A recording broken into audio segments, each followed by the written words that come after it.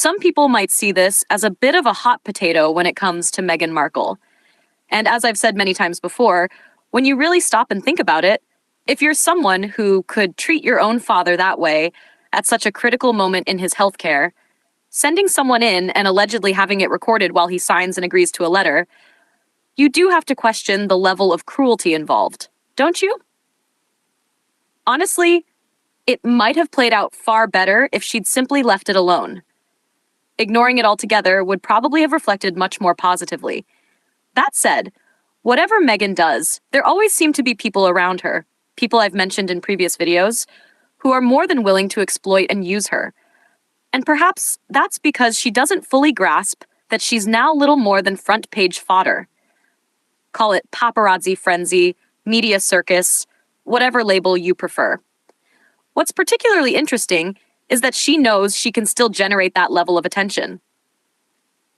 And as I touched on the other day, when you look at Meghan Markle in relation to someone like Tom Bower, who, as I've said before, I respect as a writer, it's clear she's studied how these situations play out. She's seen that others, like the Beckhams, didn't necessarily come off badly, even when a lot was thrown at them. She seems to have looked at what Tom Bower did and thought, well, the Beckhams didn't exactly come out of it too badly. And yes, Tom's book certainly pulled no punches, but I do think there comes a point, and I don't know if you agree with me on this, chums, where these tell-all books start to lose their impact simply because everything moves on so quickly now. And here's the truly surprising part. This is exactly what Meghan and Harry are counting on. When you think back to Prince Harry's book, Spare, nobody focused on his sense of duty or what he may or may not have done during his time in Afghanistan, including his 2 tours. Instead, the headlines were dominated by the frozen bits and, of course, page after page of him detailing just how awful his family supposedly was. In the end, whatever positive work he may have done was completely overshadowed, largely thanks to Markle's now infamous baby mama dance in what was either a hospital or something made to look like one. I mean, honestly, what was that all about? What I find astonishing is that this same person is now allegedly being offered around $1 million. As ever, let me explain. Morning. Lovely to see you, chums. Thank you so much for joining me. As always, welcome back. It's great to have your company. Recently, we heard from the ex-husband of someone described as Meghan Markle's best friend. And that's a very generous label, isn't it? Because if we're being honest, being a best friend to Meghan Markle seems to last about as long as the wick in one of her as-ever candles. And while we're on that subject, let me share an interesting little side note that people should be aware of. Meghan Markle has reportedly told several people recently, including former staff members, that she flatly refuses to believe a single candle has ever been sent out without a wick. According to her, those unboxing these products on camera are deliberately pulling the wicks out purely to embarrass her. Apparently, she personally checks a large amount of the stock before it goes out. She's even taste tested the products and overseen the process herself. On top of that, she's supposedly made random visits to wherever the remaining stock is stored, likely tucked away in a box under the bed in Harry's room, and insists she's seen plenty of candles with wicks intact.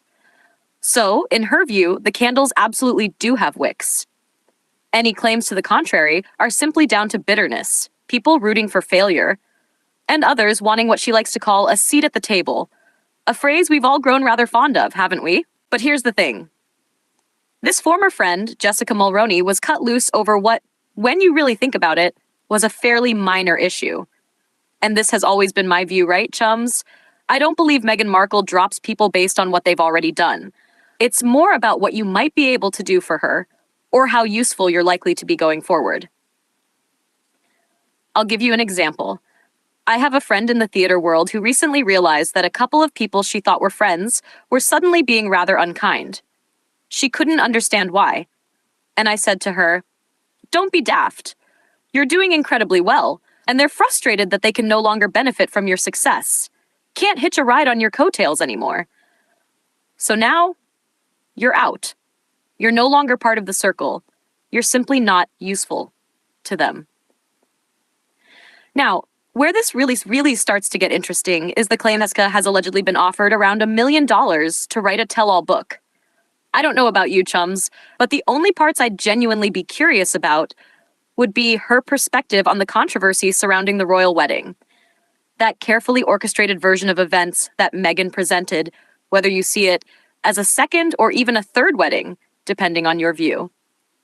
And, of course, there was the situation involving Catherine, the Princess of Wales, Princess Charlotte, and the bridesmaids' dresses, along with the claim that she was made to cry.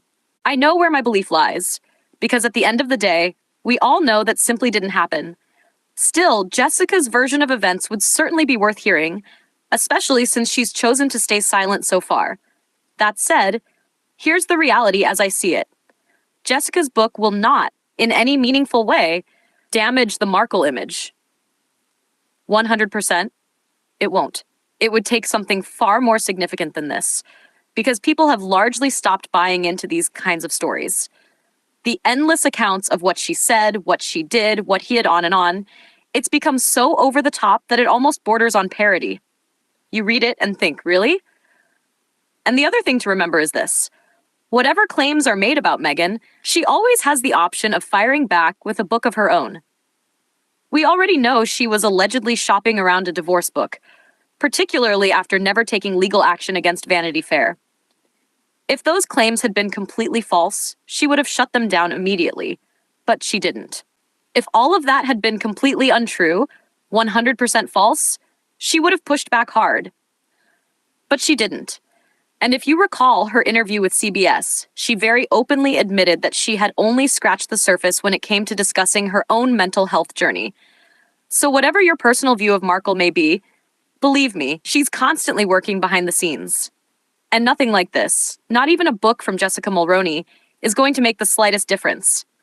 It may well make Jessica wealthy, perhaps not a full million, but wealthy nonetheless. And it might allow people to hear her side of the story and understand just how difficult dealing with Markle can be. But will it damage Meghan's image in any real way? In my opinion, absolutely not. What do you think? Neil Sean, Kensington, London.